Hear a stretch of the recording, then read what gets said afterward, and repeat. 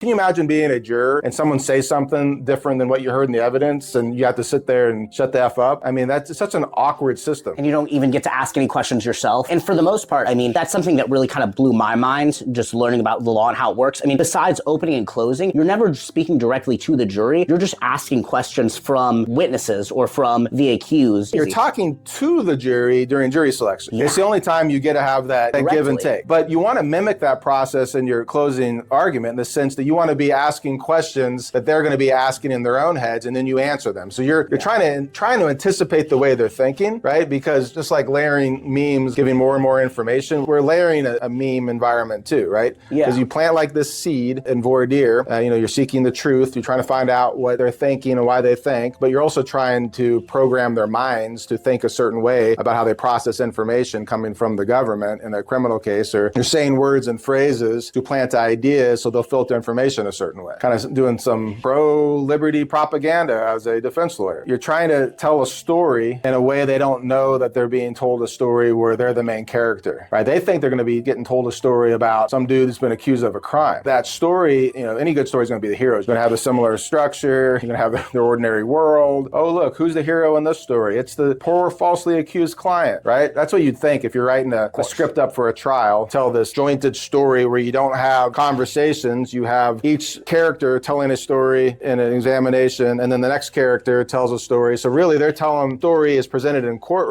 courtroom setting, but it's told in a way that's not familiar to people. I mean, they've seen it on TV. I feel like there's a lot more monologuing on TV. I think that's where, and both my parents were lawyers and, for a little bit and practiced law for a little bit before actually doing other things. But I feel like I was shocked when I learned that it's just direct examination and cross-examination, because really, I mean, if I didn't know any better, I would think, well, all the lawyer has to do is ask questions. Ask, oh, what did you see here? What did you see there? In a TV show, like Law and Order, where, there's always a DA, and that DA, usually it's them giving their opening or their closing, or, speaking passionately about why, in that case, why they think the person is guilty. It's hard to imagine, how would you tell a story if you weren't allowed to say anything and you just have to ask questions and get other people to tell it for you? I mean, it's an incredible art. It's interesting in the sense that you think you're trying to tell a story passionately like you see on Law and Order, where you can ask these, not even leading questions, but the sort of questions that they ask in the TV shows that are just somebody looking cool and playing gotcha. Like, you can play gotcha and you should play gotcha in cross-examination, but you don't get to turn to the jury and,